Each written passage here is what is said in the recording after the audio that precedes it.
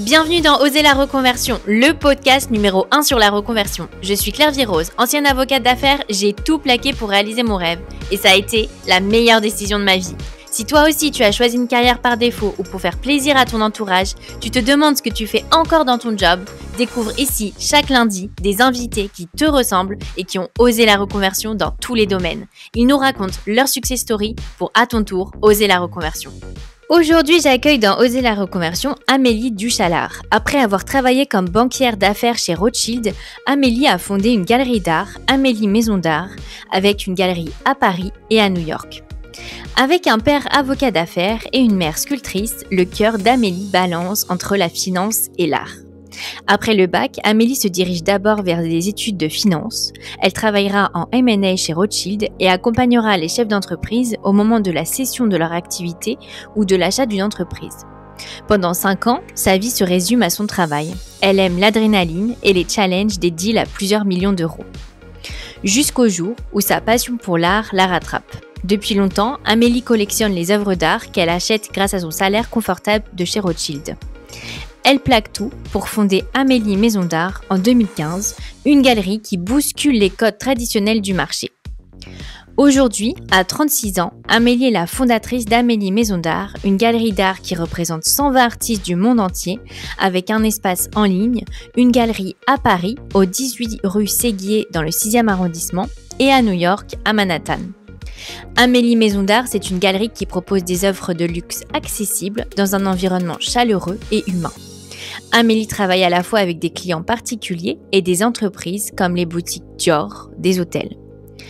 Alors avec Amélie, on a évoqué le milieu masculin des banques d'affaires, sa vision pour Amélie Maison d'Art avec des espaces aménagés comme des maisons, comment elle a trouvé ses premiers clients, les différences entre Paris et New York dans la gestion des galeries, comment elle conjugue vie de maman avec 3 enfants et chef d'entreprise avec une équipe de 20 personnes et les dessous de son succès.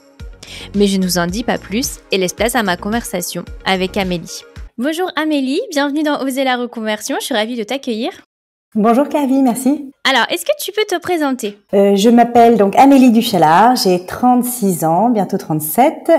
J'ai 3 enfants, j'habite à Paris et un peu entre Paris et New York, vous le comprendrez après. Alors, est-ce que tu peux nous raconter ce que tu fais actuellement ? Quel est ton métier actuel ? Je suis chef d'entreprise, j'ai fondé une société qui s'appelle Amélie Maison d'Art, que je dirige depuis 8-9 ans maintenant. Alors, ça n'avait rien à voir avec ce que tu faisais avant. Tu faisais un métier un peu plus sérieux et un peu plus conventionnel, on va dire. Est-ce que tu peux nous raconter un petit peu tes études et puis ton premier métier ? Effectivement, moi j'ai grandi à Paris et j'ai fait une école de commerce. J'ai plutôt suivi les pas de mon cher père qui est avocat d'affaires et donc je me suis assez vite orientée plutôt en finance d'entreprise. J'ai d'ailleurs fait après l'ESCP un MBA en finance en Corée du Sud et j'ai assez vite démarré ma carrière en banque d'affaires directement en stage et après j'y suis restée pendant un peu plus de 6 ans. Donc voilà, chez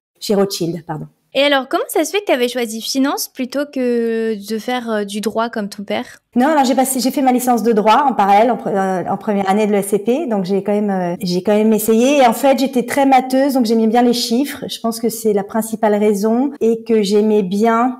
Bon, il y a une vraie dimension humaine aussi dans le métier d'avocat. Mais j'aimais bien la diversité des missions qui étaient confiées en banque d'affaires plus qu'en droit des affaires. Voilà. Alors, tu travaillais donc chez Rothschild. Alors, il y a plusieurs noms. Donc, on peut dire, j'ai vu banquière d'affaires. Tu travaillais aussi en fait en M&A, fusion-acquisition, et tu t'occupais d'accompagner les chefs d'entreprise au moment de la cession de leur activité ou de l'achat d'une entreprise. Donc, c'était assez varié, j'imagine, un petit peu tes missions. Tu rencontrais beaucoup de personnes. Est-ce que tu pourrais nous dire un peu quel était ton quotidien ? Parce que c'est un métier qui est assez mystérieux, je pense, pour beaucoup. Oui, tout à fait. C'est un métier qui est passionnant, vraiment. Donc, qui consiste effectivement, c'est un métier de conseil, qui consiste à, comme tu l'as parfaitement dit, à accompagner des chefs d'entreprise dans des moments importants de la vie de leur société, que ce soit des acquisitions, des fusions, des levées de fonds, des levées de dettes.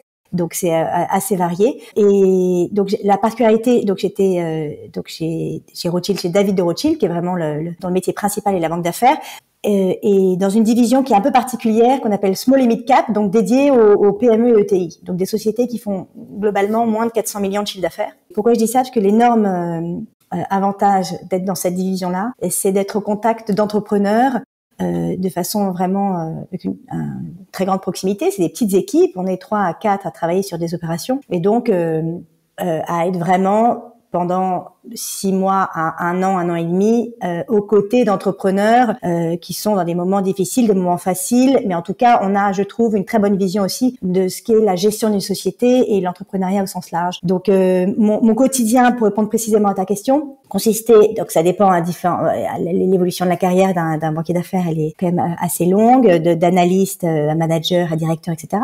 Donc, j'ai passé les 3 grades, analyste, manager, manager et directeur.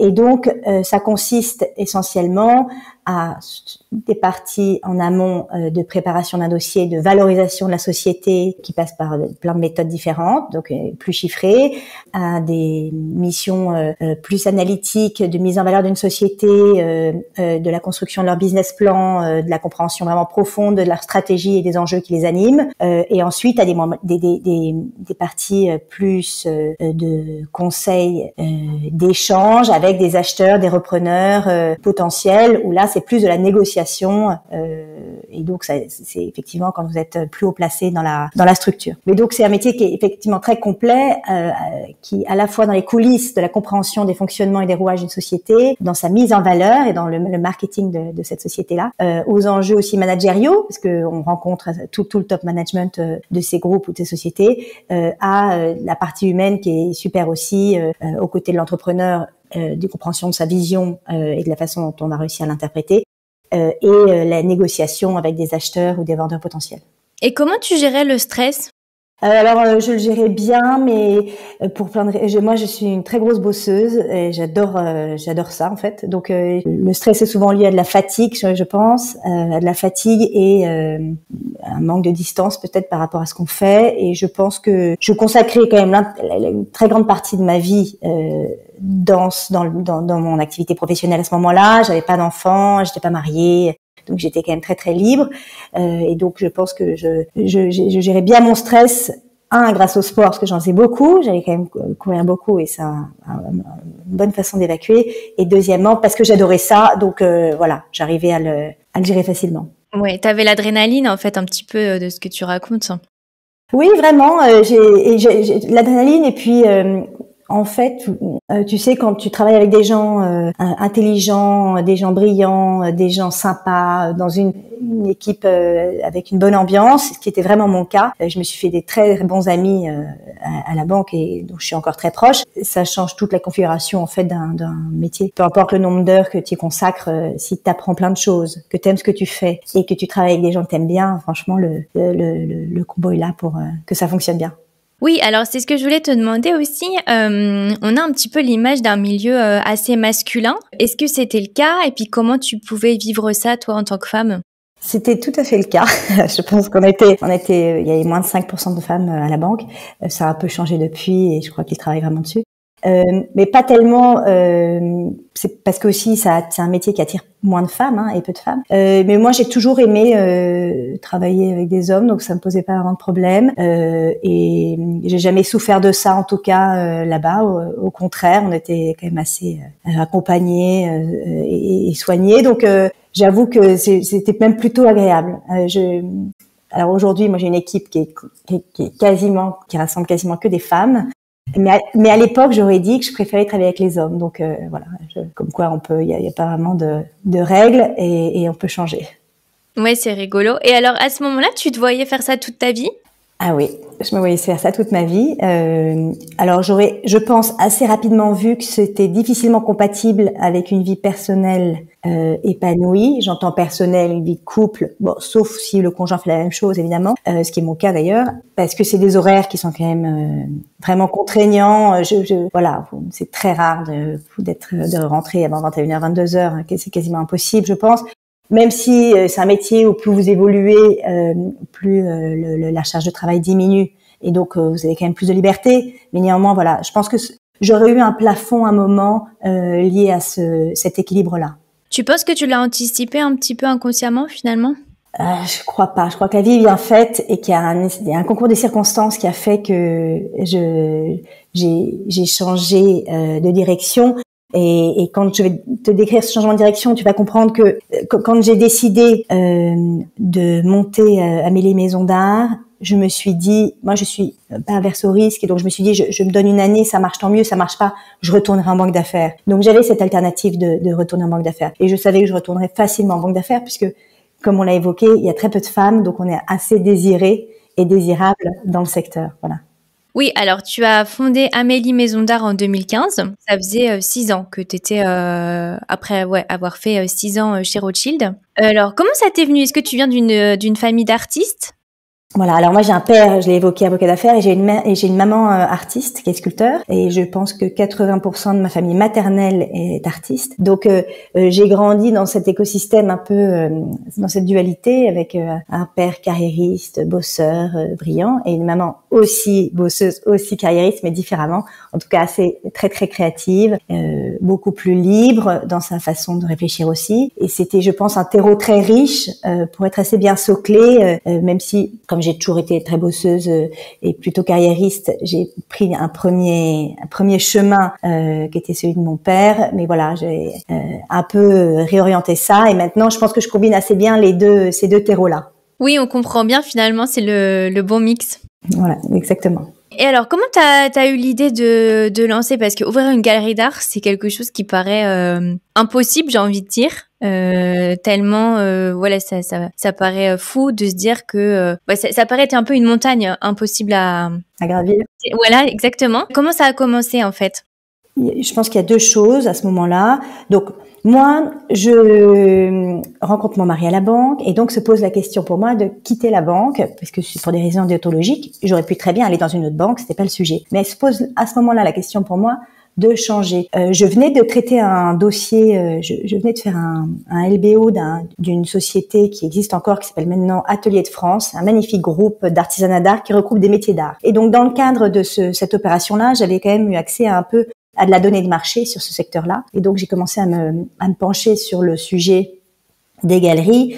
Si je suis très schématique, Claire Vie, il y a un top 10-15 de galeries qui dominent le marché avec des montants colossaux, les Gagosian, les Perrotin, etc. Et ensuite, il y a une quantité très importante de petites galeries gérées de façon plus artisanale et très familiale en fait. Et il n'y avait aucun marché intermédiaire. Ce qu'on appelle, alors moi j'ai fait beaucoup d'opérations chez Rothschild dans le milieu du luxe retail, et donc dans le luxe on appelle ça le affordable luxury, le luxe accessible. C'était un secteur qui n'existait pas. Enfin c'était une espèce d'environnement qui était totalement inexistant sur le marché des galeries. Ensuite, donc, moi, j'habitais à l'époque dans rue Jacob, à Saint-Germain, et donc je faisais un trajet régulier dans les rues de Saint-Germain, et je constate assez rapidement que il y a des galeries qui ferment chaque semaine, que le marché est quand même assez sinistré, et je m'interroge sur les raisons de ces difficultés. Donc, je fais moi ma petite enquête personnelle, qui est assez évidente, où je me rends compte que les galeries traditionnelles se sont pas du tout adaptées un peu au mode de fonctionnement aujourd'hui, donc avec des horaires 11h 15h, avec pas de dimension digitale, avec des formats quand même assez froids, avec des codes quand même assez élitistes et de sachants, etc. Donc je me pose la question, je m'interroge sur comment on peut bousculer un peu ces codes-là. Et donc c'est le début de ma réflexion, sachant que dans toutes les opérations justement dans le luxe et dans le retail que j'avais effectué, je constatais quand même une chose, c'était que l'expérience client était au centre de l'ensemble des réflexions de ces acteurs-là. Et que pour rester dans le coup, parce que moi j'ai toujours été fascinée par ces très gros acteurs de luxe, comme LVMH, Dior, enfin Dior c'est LVMH, mais comme Louis Vuitton, Dior, Chanel, Hermès, ces maisons qui existent depuis 100 ans, c'est très difficile pour une marque de rester dans le coup, de rester fraîche, d'avoir un coup d'avance. Donc j'ai toujours été extrêmement impressionnée par leur résilience et leur capacité à rester dans le coup. Et pourquoi ? Parce que au cœur de la réflexion, il y a l'expérience client. Et s'il y avait un secteur dans lequel l'expérience client n'avait pas du tout été repensée, c'est bien dans le secteur artistique. Donc les très grands acteurs ont une expérience client qui est proche de celle de musée, et c'est ce qui justifie aussi des prix très élevés. Et les petits acteurs sont trop élitistes, un peu intimidants, froids, et donc ne sont pas du tout connectés au mode de consommation et au mode de fonctionnement et aux attentes des collectionneurs ou des amateurs aujourd'hui. Et ça, t'avais remarqué que c'était uniquement en France ou dans le monde entier?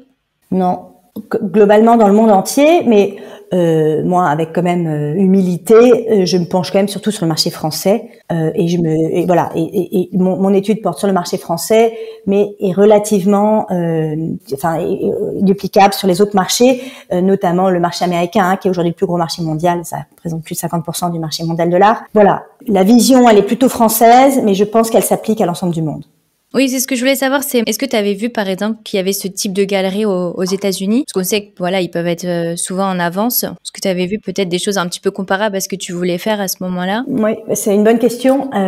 Alors, donc effectivement, alors peut-être pour les auditeurs qui ne connaissent pas Amélie Maison d'Art, 2 mots sur du coup qu'est-ce qu'on a bousculé et qu'est-ce qu'on a repensé. Donc nous, Amélie Maison d'Art, c'est une galerie d'art dont la particularité est d'avoir des espaces de galerie qui sont plus proches de maisons de collectionneurs que de galeries White Cube. Voilà, donc ce sont des espaces qui sont grands, dans lesquels qui mesurent 500 mètres carrés, dans lesquels vous déambulez comme chez quelqu'un, donc qui est habillé. Il y a des meubles, il y a des salles différentes. Et donc il y a tout un parcours. Première particularité. Et deuxième particularité, dans les galeries, souvent vous avez 1 ou 2 artistes exposés. Nous, c'est pas du tout le cas. On représente beaucoup d'artistes et on fait des accrochages en fonction de ce que le collectionneur vient voir. Donc on a inversé, le rapport. Dans une galerie, il y a une exposition qu'on vous donne à voir, vous aimez pas. Voilà, c'est comme ça. Nous, c'est l'inverse. C'est le visiteur qui fait son exposition, parce que le parcours client passe sur le site. On nous dit voilà les œuvres ou les artistes auxquels je suis sensible. Ils prennent un rendez-vous et nous on fait un accrochage, en fait comme une exposition dédiée en fonction de sa sensibilité. Donc voilà, on a essayé de vraiment repenser l'expérience qu'on peut avoir avec une œuvre d'art. Donc ça n'existait pas aux États-Unis. Néanmoins, ce dont je me suis quand même rendu compte, c'est que tous les plus grands marchands du début du XXe siècle fonctionnaient comme ça. Et donc il y a un petit bouquin super d'Anne Sinclair qui s'appelle 21 rue La Boétie, qui raconte l'histoire de son grand-père, qui est un des plus grands marchands du XXe siècle, Rosenberg. Et donc, au 21 rue La Boétie, c'était l'hôtel particulier de son grand-père. Au rez-de-chaussée, il y avait le salon et la salle à manger de chez lui, mais il y recevait les collectionneurs, c'est là où il y avait les accrochages. Et elle raconte, elle est en chemise de nuit dans les escaliers. Il y a Matisse qui vient petit déjeuner. Ensuite, il y a des marchands russes qui viennent acheter des œuvres. Et donc, c'était, voilà, tout le début du XXe siècle, je pense que après jusqu'aux années 60, les marchands recevaient de façon extrêmement chaleureuse les collectionneurs. Et Peggy Guggenheim, c'est pareil. Venise, c'était chez elle. C'est devenu aujourd'hui un musée, la fondation de Peggy Guggenheim à Venise, mais c'était chez elle. Elle y recevait ses collectionneurs, ses amis, les artistes. Donc voilà, il y avait une façon beaucoup plus... j'ai finalement pas vraiment créé un modèle. J'ai remis au goût du jour une façon de fonctionner qui était historique. Oui, tu as rendu les choses plus vivantes, en fait. Tout à fait, plus vivantes, plus chaleureuse. Et pour moi, il y a quand même quelque chose qui est fondamental aussi. Une œuvre, elle est faite pour soi, pour chez soi, pour vivre avec elle. Et donc, je voulais aussi la remettre dans ce contexte-là. C'est un contexte vrai. Elle n'est pas pour vivre dans un espace tout blanc, white cube, avec des 2 spots dessus. C'est pas comme ça qu'on vit avec une œuvre. Donc, je voulais aussi remettre l'œuvre à sa place. Et alors, pour revenir un petit peu en arrière, donc tu fais cette étude-là, et comment tu te dis, bon bah moi je vais créer ce qui n'existe pas encore? Alors je commence à me documenter. Il y a ce petit ouvrage d'Anne Sinclair. Je commence à regarder ce qui se fait. Alors après, la question sur les États-Unis, ta question est intéressante parce qu'il y avait quand même des acteurs qui faisaient ça dans l'univers du design. Il y a un acteur par exemple qui s'appelle The Future Perfect aux États-Unis qui fait des agencements de pièces de mobilier, mais dans des espaces exceptionnels et dans des maisons exceptionnelles avec des scénographies vraiment étonnantes et assez immersives. Donc il y avait quand même des acteurs qui avaient cette démarche-là. Et donc voilà, je me dis, mais c'était assez intuitif, hein. J'ai pas non plus, ça a été assez vite parce que je quitte la banque en septembre 2015, je dépose la marque, tout ça au même moment. 2016, je démarre avec un site internet à la recherche d'un espace que je trouve fin 2016 et c'est comme ça que les choses se mettent en place. Je peux pas dire que c'était non plus. Je pense qu'on avance en marchant, et moi c'était vraiment mon cas. Je peaufinais en avançant. Voilà, plus j'avançais, plus je comprenais les attentes des gens, plus j'ai affiné et plus j'ai compris où je voulais aller. Est-ce que tu as eu un événement déclencheur où tu t'es dit, allez, c'est le moment de me lancer? Non, c'est le moment où je devais partir de la banque. Et comme je ne peux rien faire, j'ai tout de suite démarré. Et comment ont réagi tes proches? Ah oui, c'est une bonne question. Pas si bien, à deux égards. Bon, la première, c'était plutôt un côté statutaire.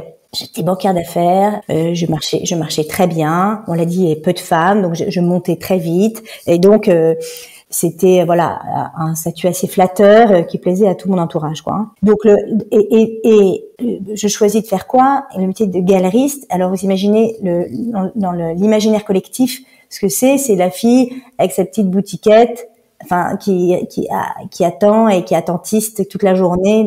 Et donc on était à des années-lumière de ce que je faisais. Donc les gens ne comprenaient. Il y avait un peu d'incompréhension et évidemment de la crainte aussi. Je gagnais très bien ma vie et je sautais un peu dans le vide. Ce passage-là, il n'était pas si simple d'un point de vue le regard des autres. Mais heureusement, ça a été assez vite après, donc j'ai pas eu le temps de trop en souffrir. Oui, comment t'as fait justement pour dépasser un petit peu ces jugements que tu pouvais avoir à ce moment-là?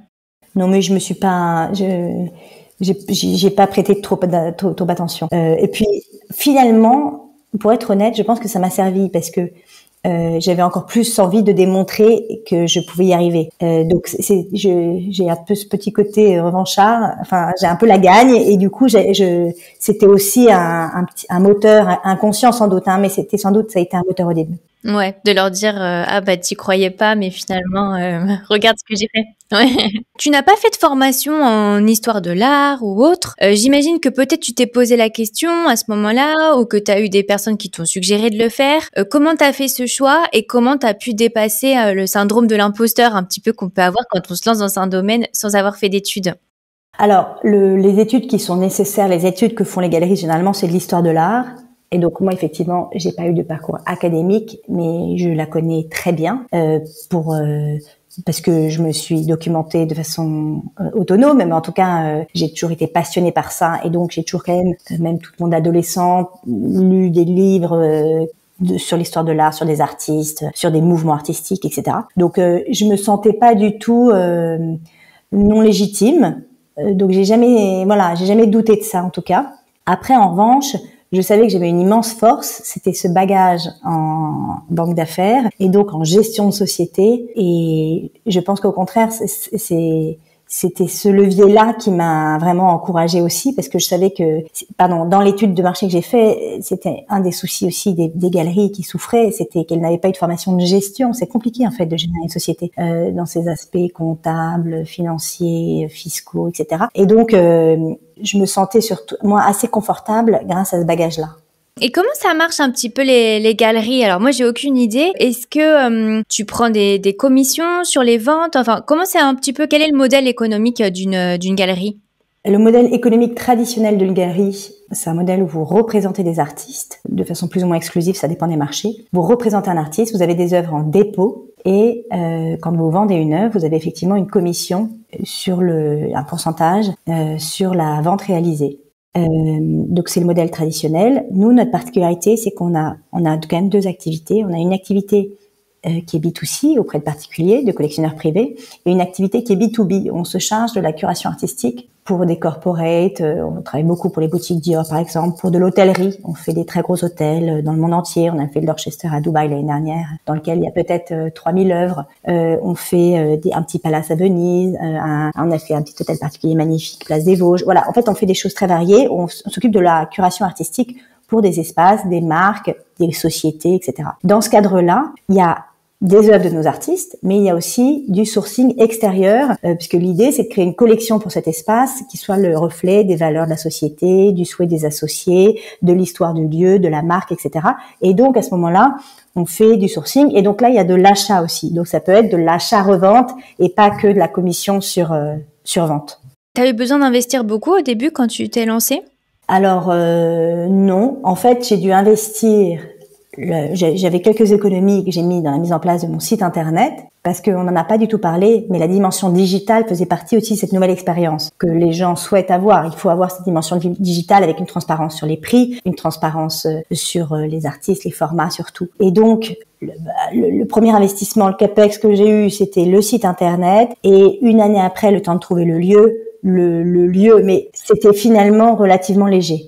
Donc j'ai jamais levé d'argent, effectivement, et je suis seule actionnaire aujourd'hui, avec des personnes de mon équipe qui ont quand même des actions, mais voilà.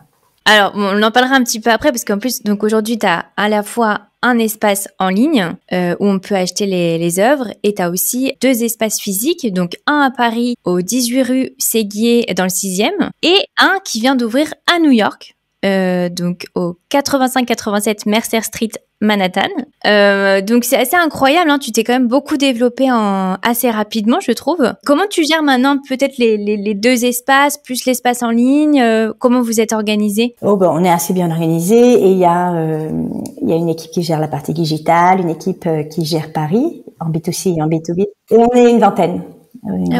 Et une équipe qui est à New York, qui est la galerie new-yorkaise, est maintenant dirigée par l'ancienne directrice de l'équipe B2C de Paris, qui était partie s'installer là-bas. Et moi, j'y vais quand même une semaine tous les mois, un mois et demi. Donc, j'y vais quand même le plus souvent possible pour déployer cette entité qu'on vient de mettre en place. Effectivement, on a ouvert le 1er avril. Alors, j'imagine que c'était le rêve américain pour toi. Comment tu t'es dit, ça y est, c'est le moment, je vais ouvrir à New York? En fait, on avait déjà pas mal d'activités là-bas, quand même. Peut-être qu'on avait quasiment 20% de notre chiffre auprès d'Américains, sans avoir aucun lieu physique. Donc, on recevait beaucoup de demandes. Donc, il y a eu deux moteurs. Le premier sont des collectionneurs américains qu'on avait, qui connaissaient Paris et qui nous disaient, en fait, ça n'existe pas aux États-Unis, venez ouvrir à New York. Donc, ça a été quand même un vrai moteur, celui-ci. Et ensuite, deuxième chose, c'est juste des données de marché. C'était quand même c'est un marché qui est extrêmement dynamique, c'est un marché qui est porteur, qui est le réacteur du système du marché de l'art aujourd'hui. Et donc, c'était évidemment très pertinent d'avoir un espace là-bas. Et ensuite, on propose une nouvelle expérience, un positionnement prix aussi qui est particulier, qui est quand même loin de certaines références qui sont là-bas où les prix sont très élevés. Donc voilà, on avait quand même pas mal d'éléments en notre faveur pour nous encourager à ouvrir. Alors, c'est vrai qu'on n'a pas du tout parlé des prix. Donc aujourd'hui, déjà, vous représentez 120 artistes du monde entier, dont 60 femmes, c'est important. Alors, quelle est votre gamme de prix? Parce que tu parlais de luxe accessible. Oui. Voilà, si on veut acheter une œuvre chez Amélie Maison d'Art, c'est combien un petit peu la fourchette? Alors, donc, effectivement, on représente 120 artistes. Dans ces artistes, on en a tous les médiums. Donc, il y a une vingtaine de peintres, une vingtaine de céramistes, une vingtaine de sculpteurs, de photographes, d'artistes qui travaillent le papier, etc. Et on a des artistes qui sont à différents moments de leur parcours. On a des jeunes artistes qui sortent d'écoles des Beaux-Arts, de Penningen, de Boulle, etc. Et on a des artistes établis qui sont dans des fondations, des collections, des musées, etc. Et cet éventail-là de parcours d'artistes nous permet d'être très agile aussi dans les prix qu'on propose. Et donc, on a des œuvres qui vont, disons, je schématise un peu, mais de 1000 à 70 000 euros, quoi. Avec vraiment beaucoup de choix et de possibilités dans cet éventail-là de prix. Et alors, donc tu disais que tu avais comme clients notamment Dior et des hôtels assez renommés. Comment tu as fait pour arriver à nouer ces relations de confiance avec des acteurs aussi importants? Alors, en fait, le B2B, il est né grâce au B2C, parce que j'ai eu un collectionneur qui avait un groupe hôtelier et qui m'a dit, j'ouvre cet hôtel, est-ce que tu veux bien m'accompagner dans la curation de l'hôtel? J'ai démarré comme ça, et ensuite, en fait, il y avait assez peu d'acteurs qui faisaient ça, en tout cas avec des œuvres originales, avec une vraie démarche de collection et pas quelque chose d'ornemental où vous printez la Joconde sur un coussin. Donc, c'est cette première personne qui m'a fait confiance, qui m'a quand même ouvert pas mal de portes, en tout cas dans l'hôtellerie. Et ensuite, le luxe, on a eu beaucoup de presse, j'avais quand même un réseau qui était quand même assez sympathique en sortant de la banque. Donc après, j'ai fait un peu de chasse, mais les gens sont plutôt venus à nous. Et donc, on a développé ce réseau grâce un peu à notre notoriété qui grandissait. Alors, justement, vous êtes très suivi sur les réseaux sociaux puisque vous avez 135 000 abonnés sur Instagram. Est-ce que c'est important aussi de développer ces réseaux sociaux quand on fait ce type de métier? En fait, on fait un métier d'image quand même. Même si moi, je suis convaincue c'est pour ça que je ne crois pas aux modèles 100% digitaux dans mon secteur, mais je suis convaincue qu'il faut la voir, l'œuvre, il faut la voir, il faut la toucher, il faut se rapprocher, faut tourner autour d'elle, etc. Mais en revanche, on est quand même un métier d'image, donc c'est un canal qui est indispensable aujourd'hui. Et nous, c'est un vrai canal de recrutement de gens qui ne nous connaissent pas. Donc c'est un des piliers de notre développement de nouveaux clients, c'est notamment Instagram. Et alors, ce que je trouve qui est pas évident dans ce que tu fais, c'est que à la fois tu dois sélectionner des artistes. Donc j'imagine que tu as tout un travail de repérer un petit peu les nouveaux artistes, et en même temps tu dois aussi trouver des clients pour ces œuvres. Donc comment tu as fait au début un petit peu pour t'organiser entre les deux activités? Parce que j'imagine que ça doit pas être évident de réussir à faire les deux en même temps. Oui, c'est un bon point. Alors, c'est un bon point. Alors les artistes, j'ai démarré avec les artistes que je collectionnais et que j'achetais. Chez Rothschild, quand même, je dépensais, je pense, vraiment une grande partie de ce que je gagnais dans l'achat d'œuvres. Donc, j'adorais ça. Et donc, j'avais quand même un réseau d'artistes dont j'admirais le parcours et le travail. Donc, j'ai démarré avec ces artistes-là. Et ensuite, assez vite, quand même, les artistes viennent à vous aussi. Donc, moi, je fais beaucoup de foires, de salons, d'ateliers de portes ouvertes.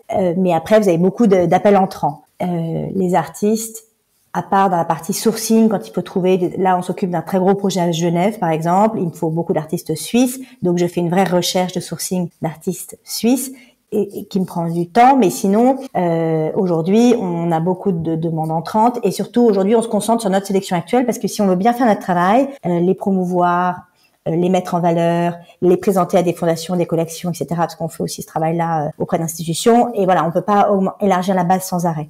Donc on est quand même maintenant relativement raisonnable. On n'a plus des nouveaux artistes, mais allez, maximum 10 par an, on est quand même assez raisonnable sur cette partie-là. La partie client, en revanche, effectivement, elle est à nourrir en permanence.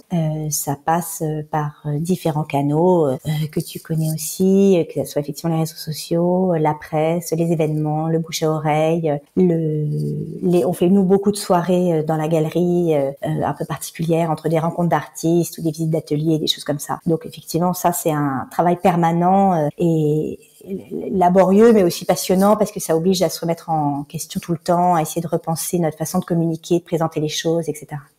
Pour revenir sur l'ouverture de ta galerie à New York, est-ce que tu as remarqué des différences avec l'ouverture de ta galerie à Paris? Qu'est-ce que tu as vu comme différence? Quels a été peut-être un petit peu les challenges que tu as eu là-bas? Oui, alors il y a quand même pas mal de différences.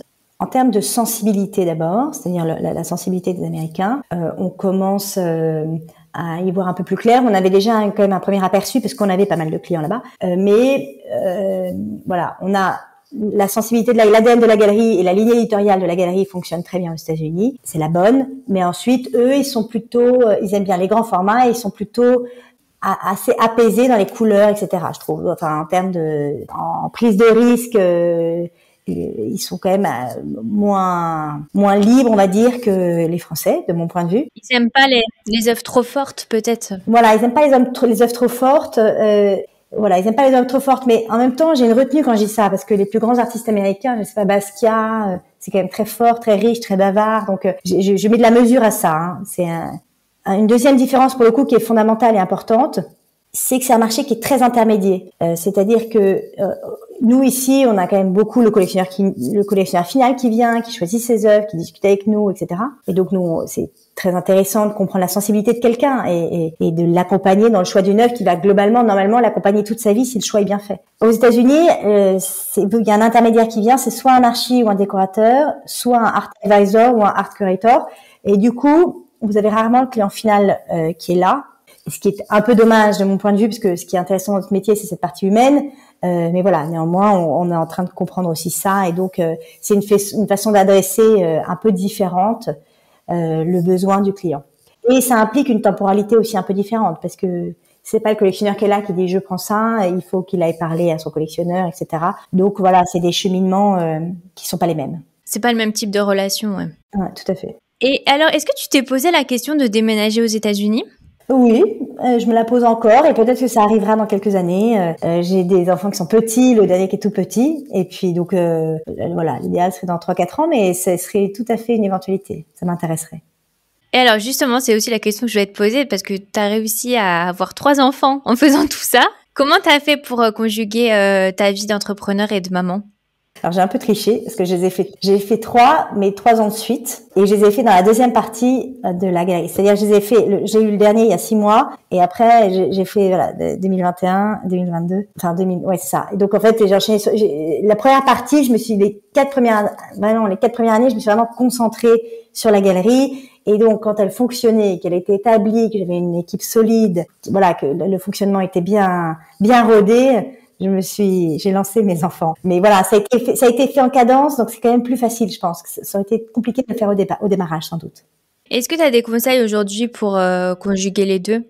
Alors, ce qui est sûr, c'est qu'il faut pas se retenir, c'est-à-dire que d'avoir des enfants, c'est vraiment absolument fabuleux. Donc, je pense pas qu'il faut que ça soit calculé. Et d'ailleurs, je l'ai pas vraiment. Moi, c'était pas calculé, hein, je dois dire. C'est juste que j'avais sans doute pas la tête à ça. Tu vois, c'est les choses. La vie est bien faite. C'est-à-dire que si une entrepreneur veut avoir des enfants, il faut qu'elle fasse des enfants et elle trouvera parfaitement l'agilité dans sa vie pour y arriver. Et c'est mieux de pas le faire au démarrage, parce qu'au démarrage, on a quand même pas mal de soucis et un peu de charge mentale dans la société. Donc, c'est mieux d'attendre 1 ou 2 ans. Une fois que la structure est en place, que les plus principaux problèmes ont été adressés, c'est plus facile de dégager un peu de bande passante pour s'en occuper. Parce que pour le coup, il y a une grande frustration si on ne les voit pas assez. Donc, c'est pour ça que je conseille de le faire quand même, de ne pas les faire au démarrage. Et alors, donc, t'as que 36 ans, hein, et c'est déjà assez impressionnant tout ce que t'as fait. Moi, je trouve que je suis vieille, mais d'accord, hein. Comment tu expliques peut-être ce succès aussi jeune? Est-ce que peut-être tu aurais des conseils? Comment tu le vois un petit peu, toi, avec le recul? Non, mais moi, je vois que la route est encore longue, hein, donc non, c'est vrai. Et en fait, la société, elle a presque, enfin, c'est fin 2015, donc 2016, mais elle a presque 10 ans. C'est quand même long. Donc oui, on s'est super bien développé. Oui, je suis très fière de ce qu'on a fait, mais on est encore petit. Enfin, on peut encore faire des choses, voilà, beaucoup plus de choses. Et donc, j'avoue que je regarde plutôt devant, même si je suis vraiment très heureuse de tout ce qui a été fait jusque-là. Voilà, on peut encore aller plus loin. C'est justement la question d'après. Quel est ton plus grand rêve professionnel? Ah oui, mais alors c'est une question qui est intéressante parce que je pense que je vis assez au jour le jour. Enfin, au jour le jour. J'ai une vision, j'ai une stratégie de là où j'ai envie d'aller, mais j'ai pas d'objectif dans ma tête de façon hyper précise. Alors je pourrais dire que j'aimerais ouvrir je ne veux pas avoir 50 espaces parce que nos espaces sont forts dans des lieux qui ont des grandes histoires et sont grands, etc. Mais surtout, toute la partie immobilière, moi, elle est intégrée dans mon modèle. Donc, dans tous les cas, mon déploiement, il est aussi limité par ça. Mais donc, j'aimerais avoir sans doute un pied quand même en Asie, à Séoul, par exemple, et peut-être un autre pied en Europe, en Angleterre. Et ça, c'est en ce qui concerne les lieux. Et ensuite, j'aimerais déployer plus mes bureaux un peu B2B pour le développement du B2B de façon plus officielle, plus marquée. Et ensuite, puisqu'en fait c'est à 2 vitesses, réussir à transformer des jeunes artistes que j'accompagne depuis le début en grandes stars. Ça me plairait beaucoup, effectivement. C'est un travail qui se fait sur 30 ans, 40 ans, c'est un travail de longue haleine, mais voilà. C'est plutôt ça, en fait. J'ai avancé avec toi en répondant à ta question, mais mon plus grand rêve, ça serait que certains de mes artistes deviennent, ils sont déjà des grands artistes, mais deviennent mondialement connus. Alors justement, peut-être si on a un petit budget et qu'on a envie d'acheter une des œuvres d'Amélie Maison d'Art, quel artiste on peut regarder? Alors ils sont tous sur le site, donc vous pouvez tous les regarder. Ça dépend vraiment de votre sensibilité et du budget, et c'est pour ça que le site est intéressant aussi, c'est qu'il permet quand même de voir beaucoup de choses. En fait, je dis souvent et c'est pour ça qu'on a beaucoup de choix, je dis souvent que l'œil, c'est un muscle comme un autre muscle du corps, et donc il a besoin de travailler et de voir beaucoup de choses pour comprendre ce qu'il aime. Souvent, on vient nous voir et on nous dit « Ah non, mais moi, je n'y connais rien ». En fait, 1, tant mieux, et 2, en fait, il y a rien à connaître. Il faut juste écouter ce qu'on aime ou ce qu'on n'aime pas. Et donc, et comprendre ce qu'on aime ou ce qu'on n'aime pas, c'est en faisant travailler le regard. Et donc, c'est quand vous voyez 15, 20, 30 œuvres différentes que vous comprenez celles qui vous attirent et celles qui vous attirent pas. C'est comme ça que vous avancez. Donc, je pense que pour s'offrir une œuvre et démarrer une collection, il faut démarrer en venant nous voir ou en allant sur le site, en regardant un peu par quoi le regard est attiré, qu'on comprenne ou pas pourquoi il est attiré par ça. Et ensuite, nous, on est là pour accompagner ça, pour comprendre, pour vous montrer d'autres choses, parce qu'on sait que si vous aimez le travail, je sais pas, de Paula Carmen, vous pouvez aussi aimer le travail de Ross ou de Grelier. Donc voilà, on est là pour épauler le choix. Bon, je mettrai tous les liens en tout cas pour les auditeurs s'ils veulent aller voir ce que vous faites. Je t'ai pas posé la question à ce moment-là, mais donc tu disais que tu dirigeais une équipe de 20 personnes. Comment tu gères un peu le management, parce que ça commence à être quand même une petite équipe. Comment tu gères un petit peu l'aspect humain du management?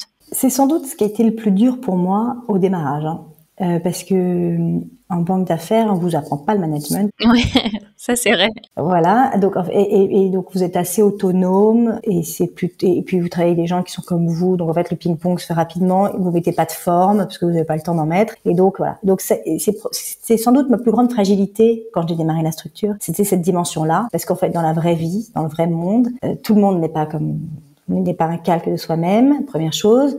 Tout le monde n'a pas une capacité de travail immense et ne souhaite pas en avoir d'ailleurs. Donc je respecte parfaitement maintenant. J'ai fait un grand bout de chemin parce qu'au démarrage c'est pas simple. Néanmoins, je pense que j'ai aussi du coup compris au fur et à mesure les gens avec lesquels j'ai envie de travailler. Et donc je me suis entourée vraiment d'une équipe qui est vraiment super aujourd'hui, et qui a un très bon équilibre, avec des gens qui sont, je dis bien soclés, et qui sont bien, qui aiment venir, qui s'entendent tous merveilleusement bien. Et donc voilà, le management maintenant, les gens s'auto-managent un peu quand même. Il y a 4 équipes, et donc chaque équipe a un management. Donc je suis pas en management direct de tout le monde. Et ensuite on a quand même un rendez-vous hebdomadaire tous les mardis où on est tous ensemble. Voilà, donc et en revanche, et on est à Paris, on est tous dans les mêmes locaux, donc c'est un management quand même de proximité aussi, et du quotidien. Mais je pense que moi, je suis plus dans un management par l'exemple, et en donnant l'exemple de voilà, la façon dont je pense que c'est bien de faire les choses, que un management autoritaire ou dans la formulation. Je suis plus dans l'exemple. De toute façon, je pense que tout ce qui est management autoritaire, c'est un petit peu terminé. Alors, dernière question, c'est toujours la question de la fin. Quel est le meilleur conseil qu'on t'ait déjà donné ?